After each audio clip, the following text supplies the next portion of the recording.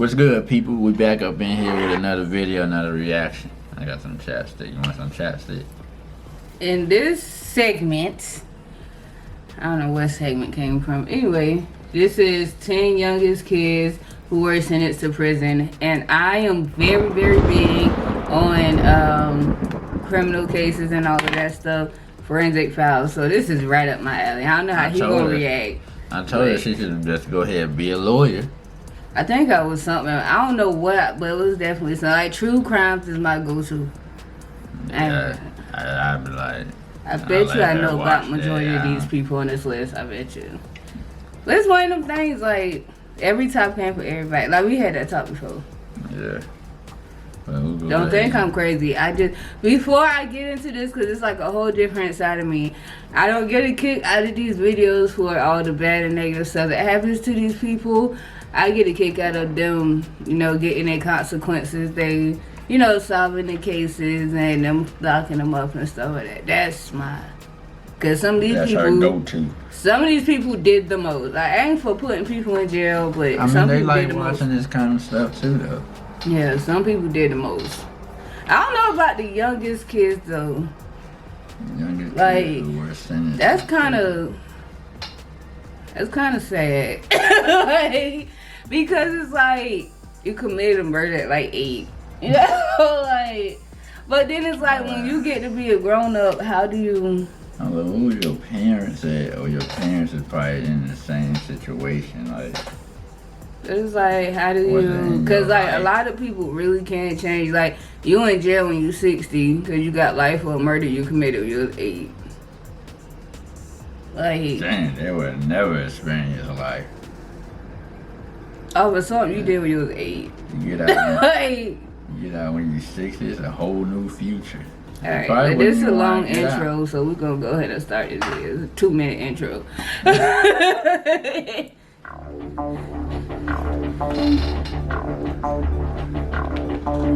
They gotta show normal looking kids at first. Kids can be pretty awful. Shit. But these tykes take bad girl and bad boy to a whole other level. Check out our top 10 most horrible crimes committed by children. By children. As they say down here, children. Children.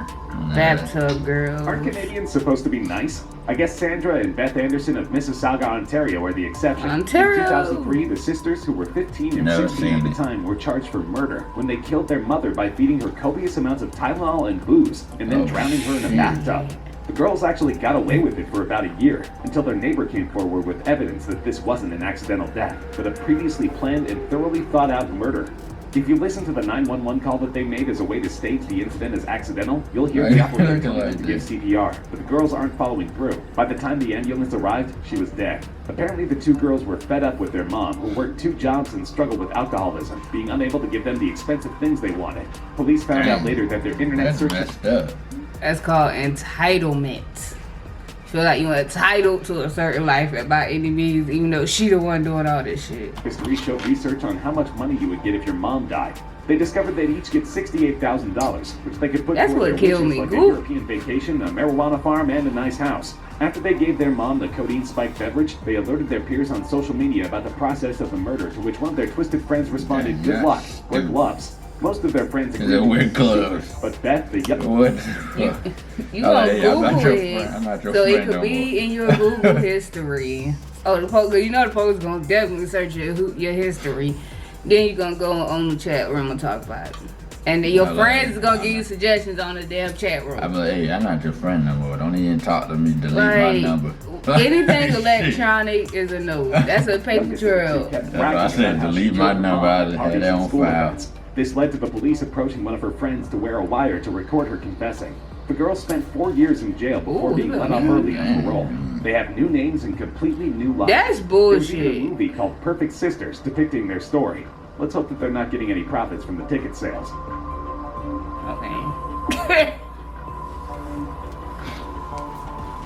An 11-year-old boy from Britain, whose name can't be mentioned due to legal purposes, is serving a custodial sentence for his multiple counts of rape and sexual misconduct. The boy pleaded guilty for raping the same boy 15 times, as well as 3 charges of inappropriate sexual touching. Reports say that on May 29, 2016, the boy accused was playing with a 7-year-old boy in his bedroom when his stepmother heard whispering over the baby monitor. Suspicious as to what could possibly be going on, she investigated, only to find the 11-year-old raping her stepson. The defendant immediately said, "I'm sorry, I don't know why I did it." The victim told the police that he had been raped every single time they played together and was told to keep it a secret. The defendant was put on bail, after which he touched a disabled 11-year-old boy over his trousers. When he was accused the second time, the boy again showed remorse and seemed sorry for what he had done. He said that he too was raped as a child and was still working through that. As of right now, he's the youngest sex offender in Britain. You kind of feel sorry for him, but he really needs to pay for his actions.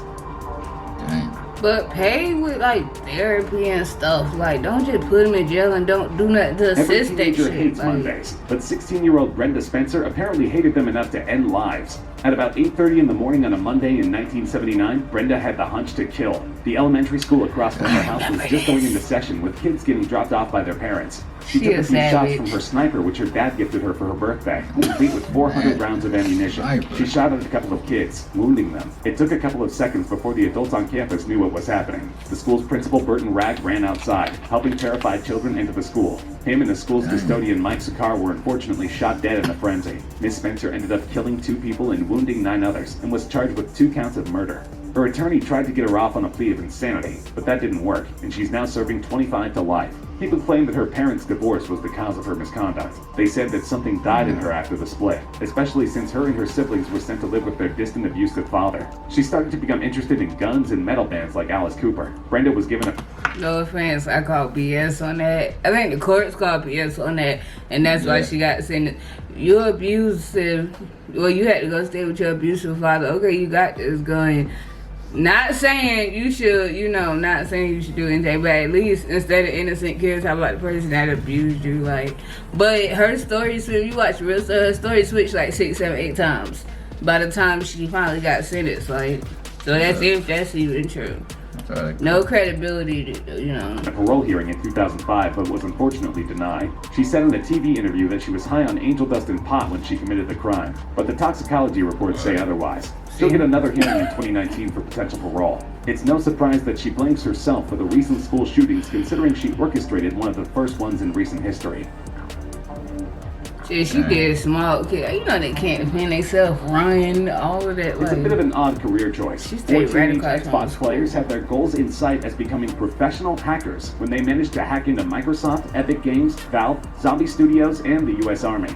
The 4 boys from various parts of the U.S. and Canada managed to connect through their gaming networks online. The team allegedly used SQL injections as well as stolen passwords and usernames. The theft included software related to Microsoft's Xbox One gaming console and the Xbox Live gaming system. They also somehow swiped files containing data for unreleased games like Call of Duty Modern Warfare 3 and Gears of War. What's really crazy though is that they also hacked into the U.S. Army's databases and stole their helicopter pilot training software. The total property stolen is estimated to be between $100 and $200 million. The 4 boys were caught at the border when Dave Pecora, the Canadian of the bunch, and his dad were taking a trip to the States. He was taken into custody by the border guards and was told that it'll be a long time before he gets to return to Canada. The 4 boys will face up to 5 years in prison. Yeah, some of them work for the CIA though. You stole all them millions of dollars and you got 4 years. I'm sorry, I would have took that dude. I couldn't. When I get out, I still got my M's. And that ain't long. You know what I'm saying? Like, you 26, you be 30, and you still got all of them M's to come home to. I'm just saying, I'm not saying it's right, but I'm with him on I would have did that. Oh, Eric Miller, a chubby, nerdish kid from New York State, was only 13 when he killed 4-year-old Derek Robbie out in the woods. On August 2nd, 1993, the young defendant was out on his bike when he came across Derek, walking by himself to a nearby summer camp. Eric managed to lure him into the woods, where he tortured and killed him. He dropped 2 large rocks on the 4-year-old's head and then strangled him to death. He then stuck a stick up the child's rear opening in an attempt to bash his heart so it'll stop beating. He then took out a red Kool-Aid drink from Derek's bag and poured it onto his wounds. Eric came home that day totally calm, as if nothing had happened. The police eventually found out though, and on August 16th of the following year, Eric was charged with second-degree murder and sentenced to term for juveniles. This is one of the kids. Like, this is why it was so interesting. This dude did not flinch at all. Like, he was like straight face, like you just told him he can't have a candy bar. Like, no emotion, no nothing, like. Time, which was 9 years to life. Eric has been given a parole hearing every 2 years, but hasn't been let out since. When asked by the judge why he did it, he said because instead of me being hurt, I was hurting someone else. Dang. With a straight face. Like, that's what kills me about Eric. of India killed probably more people than the average serial killer, and he's only 8. This is hard to believe, but this killer's second victim was his own sister, and his parents ended up covering it up in order to protect their son's freedoms. His third victim was a 6-month-old baby. He was took from a neighboring house and then bashed with a brick until the baby stopped breathing. Police eventually connected the boy's recent killing with the killing of his own sister. When he was asked why he did these gruesome things, he simply smiled and asked for a cookie. His parents said that he doesn't understand right from wrong. A psychologist discovered that Amarjit had a chemical imbalance in his brain that caused him to express conduct disorder, which is a mental disorder where the sufferer doesn't... I'm usually not the type that, you know, believe in all of this stuff and insanity plea.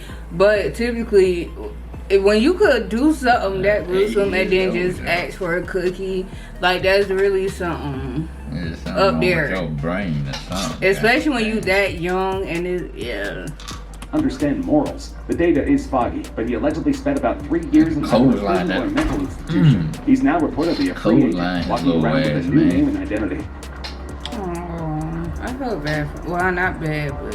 One British teen did the unthinkable.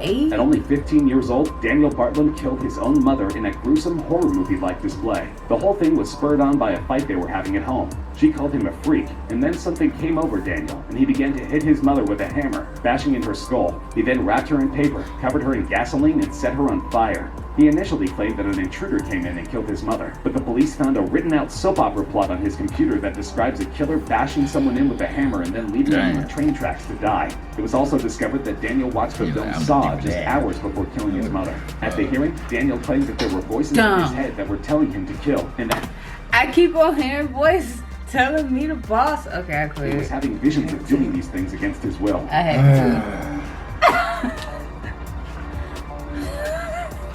Mary was born in 1957 into a poor Liverpool family. She wasn't exactly raised properly. Her mother was a prostitute who was an alcoholic and rarely ever home. Reports say that her mother would often force Mary into prostitution even though she was just a young girl. She also tried to kill her daughter multiple times. Mary was a rambunctious, troubled little kid. She oftentimes would do things like burn kids in her class with cigarettes, or hold them down and fill their mouths with sand. Mary's first official killing was when she strangled 4-year-old Martin Brown in an abandoned house. That same summer, Brian Howe was found in a garbage dump with an M carved on his chest, which seemingly stands for Mary. This wasn't enough to spur on a full-on investigation, though, and it wasn't until Mary and her partner in crime, Norma, left confession notes at a nearby nursery that they were brought in for questioning. When the detective saw Mary's gleeful reaction to Brian being taken out of his family's home in a casket, he knew that she was to be locked up indefinitely. Mary served 12 years in jail and was released at 23. She's now living in England under a fake name. Saudi Arabia. One of the youngest killers in history, a 4-year-old boy from Saudi Arabia allegedly gunned down his father with his dad's own pistol when he found out his parents weren't buying him a PlayStation. The dad was apparently undressing and put the weapon down for a brief moment when the kid picked it up and started firing. Saudi Arabia has dubbed this kid the country's youngest killer. This might be a warning for parents to hold off buying your kids video games, because it could potentially lead to them reenacting that behavior, especially when that game contains violence. 4 years old? What the hell? A 15-year-old from Utah allegedly killed his 2 younger brothers with a knife. The boy had a history of acting out. He ran away from home for about a year. Despite his troubled disposition, neighbors of the family claimed that his parents were very loving and attentive. The family had adopted 2 children into the family, and these were the 2 brothers who were eventually killed. The bodies of the victims were found on the floor of the family home when the mom and dad were returning from a dance recital. The teen was found miles away from the house where he was eventually arrested and taken into custody by the police. What's odd about the case is that the perpetrator wasn't raised in a poor family or abusive household. Something inside him just snapped. So there you go. Our top 10 child. Probably the 2 random adopted kids that he wasn't used to, and he was already spoiled fucking brat. That was top 10. That was a 10-0. Huh? That wasn't 10-0. That was. That was 10. That's what that was like about 5. Yeah, that's how I do though. You gotta watch how quickly you bring kids in the face, especially if you got 6 kids. You just crazy. Now They you just missing all crazy. 3 because 2 of them passed away and one of them gonna be in jail for the rest of his life. So now you 4 missed all years 3. old though, like god damn, little Real popular kid. there. And you must have a grown person. People brain. don't realize you gotta be so responsible with weapons and kids. You gotta realize at that age, some kids really have attitude issues because if you don't install, like, install certain stuff in your kid and they get to act on their rage, they gonna do. That's like the kids that walk up and be hitting their parents and stuff like that. That's what happens.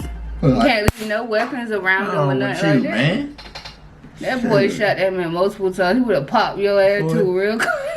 4 years old though, he had to have a grown person brain or something. No, that's what happens when you don't. God damn. If you got a kid that got certain intentions and you also don't discipline them at the same time, that mixed together, you end up with that. The kid gonna have to get like slapped. Some around kid, or like- some shit, man. Quick story, lady in the store, she told her kid no and stuff like that. He ain't fell out on the floor. He started rolling on that lady. People just And all she just kept saying stop and kept getting punched. That was it. people just crazy nowadays. I don't know what this That's how you crazy end wrong up with you. that tip a couple years later. Like God. Well, damn. that's it for y'all today. Make sure you like, comment, subscribe. I will see y'all later. I about to cut y'all straight off. But I'll let y'all later. Peace.